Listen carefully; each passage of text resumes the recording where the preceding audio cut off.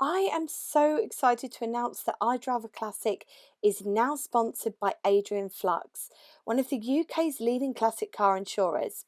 If you're looking for classic car insurance, I've popped a link to Adrian Flux in the description box below.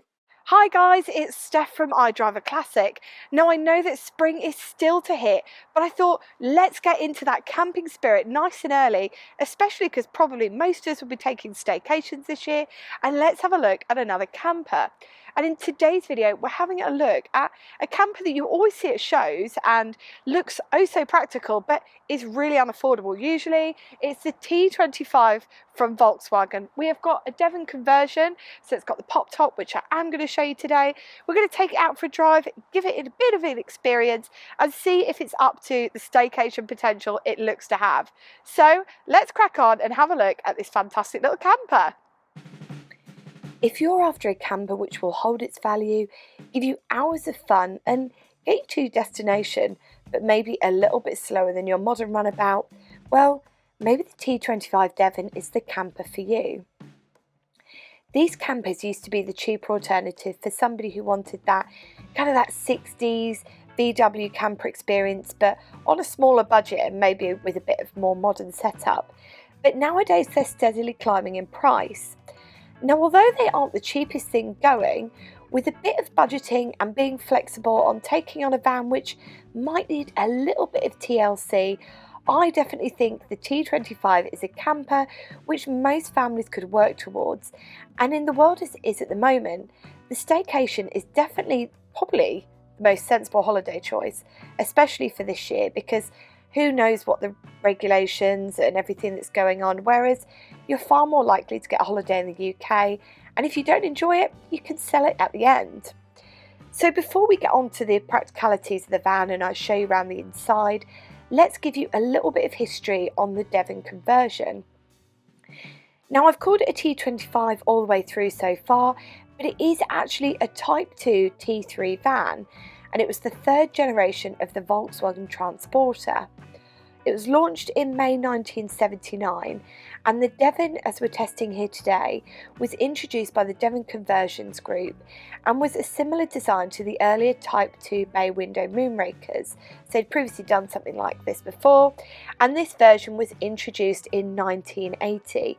Although don't forget, the model we're testing today is an early 1983 model. Now, there were several options available when Devon kicked these conversions off. So you could have had a petrol air-cooled 1.6, the air-cooled petrol 2-litre auto, and the petrol 2-litre manual there as well. From 1982, you could get the diesel water-cooled 1.6 manual. However, the one we're testing today is the petrol air-cooled 2-litre model. And very interestingly, it would have been one of the last air-cooled vans sold like this, because from October 1983, all the T25 Devon vans were water-cooled as standard. And it is worth mentioning that if you do see these out in the wild, you can tell if it's an air-cooled or a water-cooled because the grills do differ.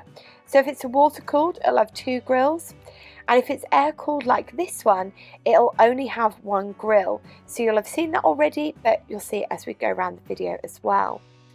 At the point of sale, this van wasn't the cheapest thing out there, and in fact it would have set the initial buyer back around £9,140 without any of the optional extras.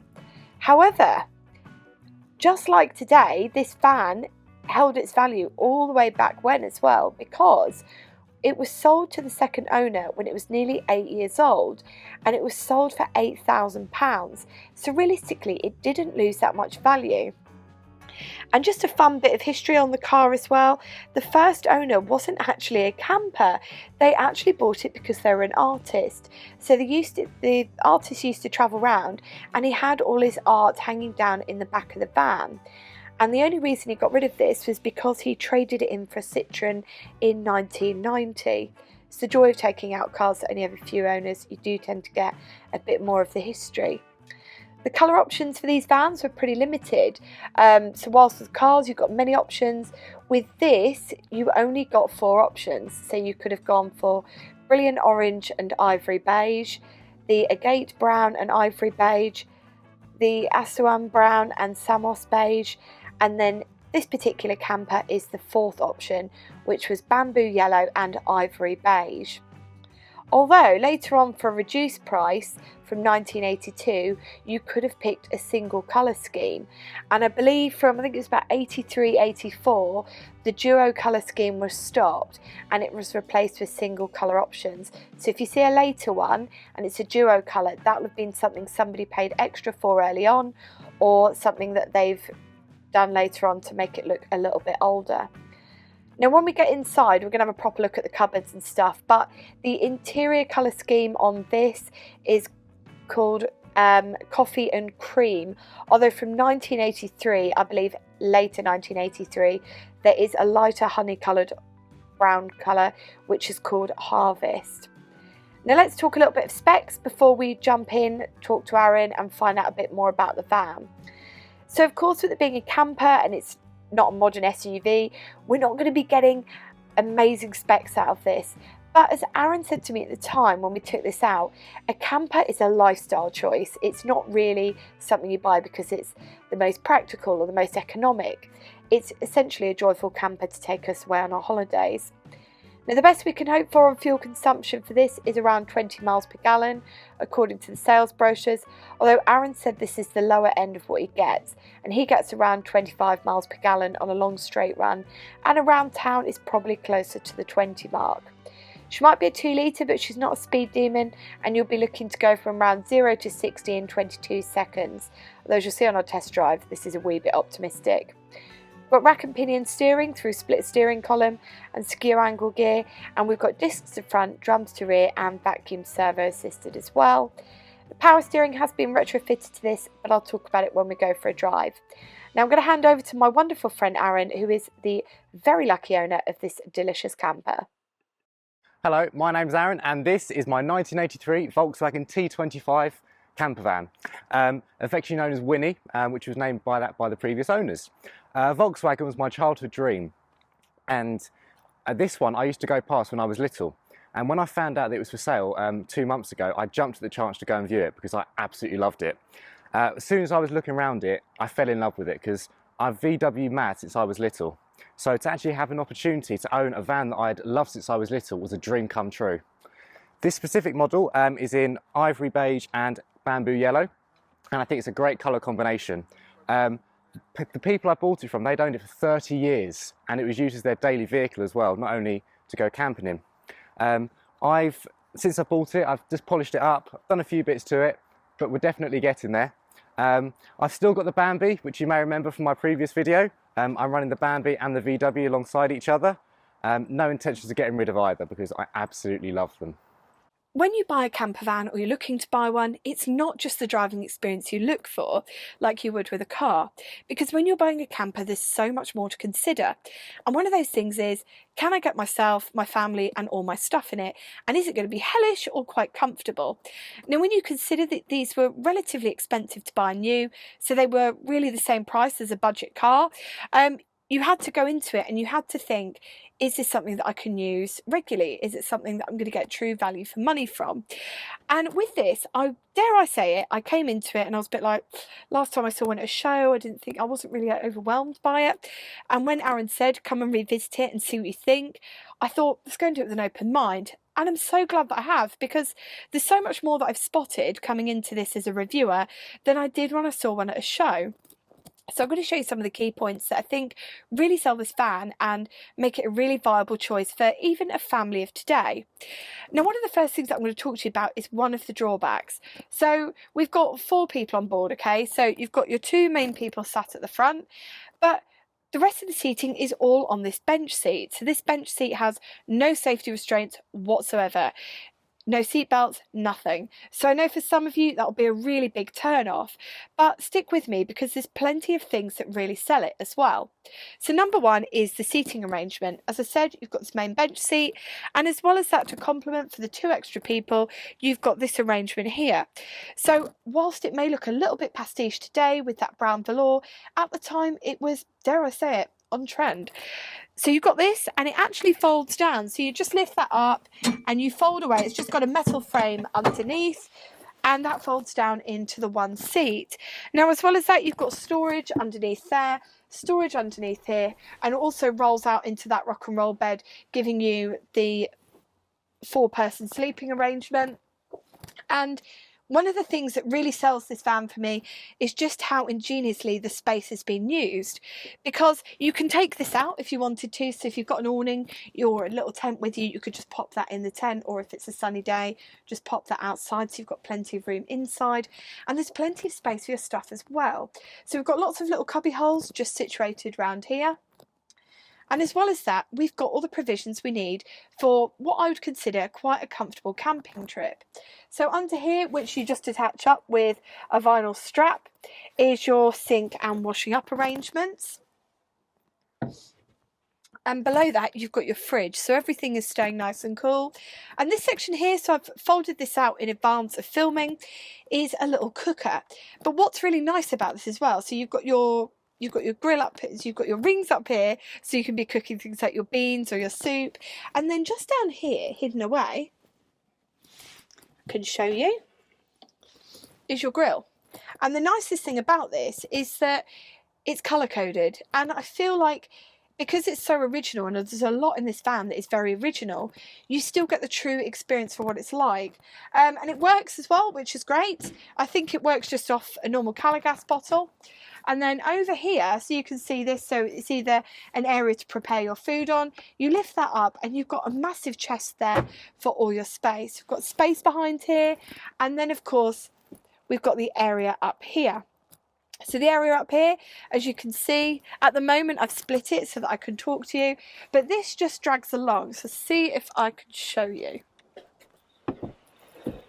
Oh, just watch out for my hair, but I've already ruined it, so it's fine. And this comes across on runners. Show you. And you know when it's in the right place because it just slots in. There we go. And that up there is your extra bed space. So let me talk to you a little bit about that. Before we pop up into the upstairs sleeping arrangement, I thought I'd show you how these pop tops work. So it's dead simple, it's on gas struts, so literally you do the clips on the outside, unravel this strap, and then I'm going to push it up. And it's honestly so simple and so light that even if you're a little bit pathetic and feeble like myself, you can do it on your own. So I'm literally doing it with one hand there because it's on gas struts, so it's really light to do. And then to get it back down, you just pull that strap down, so dead simple. So for someone who is mildly frightened of heights, read terrified, being up here is not my favourite thing in the world. But I said, if I'm going to review it, I'm going to try it all. So here I am up here, absolutely terrified that I'm going to break my neck when I get back down. Now up here you've got these, so if you looked when we looked at the ceiling, you'll see there's 2 panels. These push together and they form this bed section up here. Now, if you're wondering if it's only for children, this is much better equipped than many other campers out there because this shelving unit takes 24 stone. So realistically, you could get a few children up here, 2 decent sized adults. The possibilities are endless. It's fantastic. The only thing is if you are someone who moves around in their sleep a lot, you want to be careful because there is nothing to stop you from going over this edge, but there is plenty of room to manoeuvre. So I'll shuffle right back so you can see how far back I can go there. So if you can see, you could probably be a man who is about 6 foot and still have space to be up here and to move around as well. In my opinion, it's one of the better campers that I've seen with these provisions up here. I think what I like most about this is that space and every cubic centimetre has been thought about in this van, and even right back to the back part here, which of course is part of our rock and roll bed, is that storage is thought about here as well. So this little mini cupboard over here is supposed to be your wardrobe, but unless you're my height, your clothes are probably going to end up a bit concertinaed. Under here we've got even more storage where you'll find some lovely 1980s deck chairs, a good choice Aaron, although I did know that they did come with the van. And then over here, and I keep doing this little twirl when I do this bit, we have got our water tank. It's 12 volt. There is a button on the sink, so when you're washing up you actually get water. You're not having to live like some happy camper in an episode of, well, the Carry On Camping film. You do actually get water straight to the tap. It's great. So that's kind of in a nutshell what we've got inside here. I'll walk you through the dash and then we will take it out for a drive. I have been warned that there is an awful lot of body roll, so wish me luck. Let's go up the front and have a look through that dash. Now, whilst the van from the seats back is everything that I could have hoped for in a camper, what I've got in front of it's the driver, I have been mildly disappointed. But let me kind of justify why I feel like that. So over to our right hand side, we have got standard glove box. That's great, big enough. Coming into the centre, you've got a Pioneer cassette player with a cut-off switch over here so that if you are camping in this, you can listen to your latest Bananarama or Duran Duran tape in pleasure without flattening the battery. Above that, you've got an ashtray. And then over here, we've got the heater, or should I say, lack of. So whilst this has got things like a dimmer switch for lights on the dash, there's no blower. So we're absolutely freezing. And if you think about it, you're camping inside this. You want something a little bit more substantial than these two little vents up here. It's really, really not enough to heat the van. And in my opinion, something that really should have been thought about when turning it into a camper. Coming in front of it again, I've got a couple of little niggles. So you've got your light switches there, that's absolutely fine, with the aforementioned dimmer below it. You've got your speedo to the left. To the right, it's literally a blank dial with a tiny little fuel gauge at the bottom.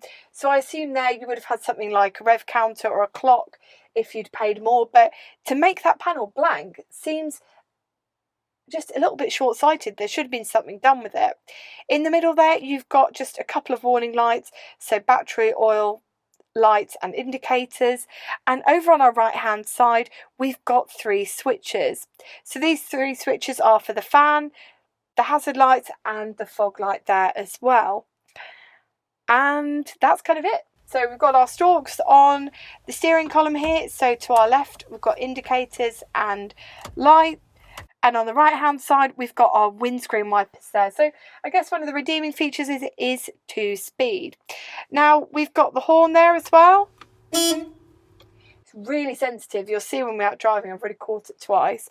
And that's kind of it in a nutshell, what we've got inside. So I feel like so much care and attention has been put into the back area, but at the front, especially that heater, really could have hoped for more. But, you know, if you take one of these out in today's modern world, you can buy little heaters from places like Go Outdoors or camping shops, and they're great, but I don't know, I kind of expected a bit more for the driving experience. It is going to be a cold one today.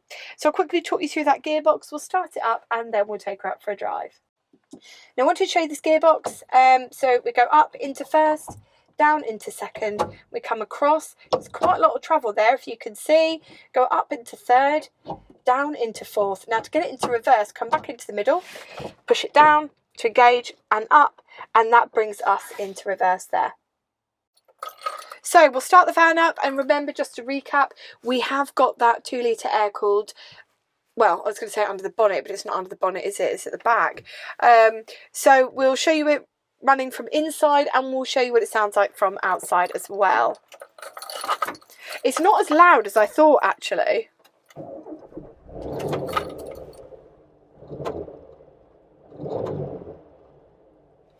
Right, I'll let you hear what it sounds like from the back, and then we'll take it out for a drive.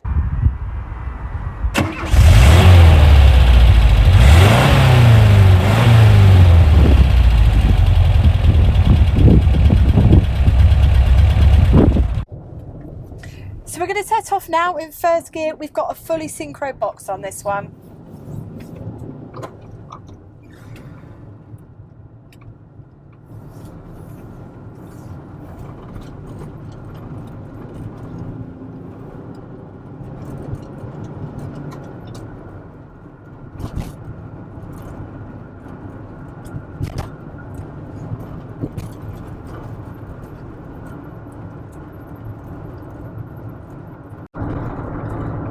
What I really like about this van, apart from the fact that it's bright yellow and so therefore one of my favourite colours, is that it's so easy to steer.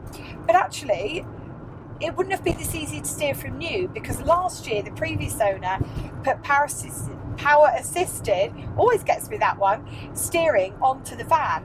So actually what was once a moderately heavy van to steer is now an absolute pleasure. So as you can see, very little movement gives us a positive response straight off the bat.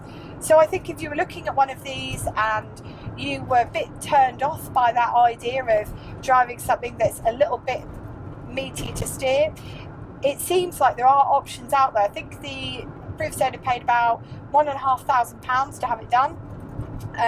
So realistically, it's not too expensive to have something like that put on, and it really does improve the experience. You feel, I don't know, you feel very confident driving it because you know that it's not something you're having to chug round, and it's not difficult. It's just very pleasurable. Of course, sitting nice and high up, got lots of visibility around our sides, and with that, the mirrors mean that you can gauge the back end quite easily, which means that reversing it and trying to get it through narrow gaps isn't as tricky as, it sounds bizarre, it's not as tricky as that Bedford Bambi was. That felt a lot harder to gauge how big it was than this is actually. And although you can probably hear a lot of road noise, because I know I can, and I imagine when you listen back to it you can, because that suspension is quite floaty, you don't actually feel it, you just hear it. It's a very weird sensation. The only thing that is really putting me off this, because it's easy to drive, it's easy to gauge how big it is, it's attractive, it's fun, is just how cold it is. So I know that you'd probably be taking this out in summer, but even in British summers, it's still cold at night. So you would really have to think about that. And driving it, it's freezing because I can feel cold air coming in at my feet, and it takes away from the driving pleasure somewhat. But look, it's a very small thing, and I'm sure with the popularity of these that there would be some sort of workaround.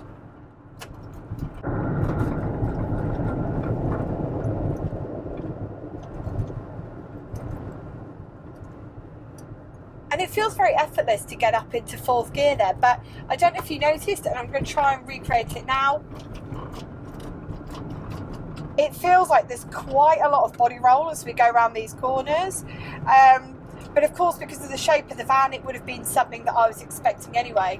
It doesn't feel unsafe whatsoever, but I think if you're used to driving something that's quite low down or a lot more modern without that roll, I think that you'll probably find that quite a strange experience at first. Now, as I mentioned earlier in the video, the example that we're testing here is the 2 litre. Of course, you could get the 1.6. I don't know what the 1.6 would be like to drive. I feel like it might be quite slow because this is kind of keeping up with the traffic. It's no speed demon, but of course you wouldn't expect that because that's not why you're buying a camper. But I imagine the 1.6 moves at a far more glacial pace than this does, because this is great at keeping up with traffic, but I think if I lost any power off this 2 litre, I'm not sure I would be as satisfied as I am. So overall, what do we think? Well, it's lovely to drive. I mean, obviously that power assisted steering gives us masses of help in that department. The seating position is great because you're nice and high up. The front slopes straight down because the engine being in the back, and the position of the wheel, the nice big wheel, it's all very comfortably laid out inside, and it really builds for drivers' confidence. So if you were getting into this and you've never driven a camper before, I don't think it would take you too long to adapt to both the steering wheel's position and how big the vehicle is, because you've got lots of prompts around you and lots of things built in to make that experience a lot less taxing than some of the other campers that I've been out in. Now, the last thing I will mention before we disappear today is that I assumed with it only having 4 gears and reaching that top gear quite quickly, I thought it might sing a bit once we got over 50 and we might get a lot of noise, but actually it's quite well insulated and it's relatively quiet inside compared to some of the other stuff that I've taken out. So I hope you've enjoyed this video. I love putting campers on the channel. It's always fun to test out something out of your comfort zone, and today has been no exception. So until next time, and hopefully warmer days soon, take care and drive safely.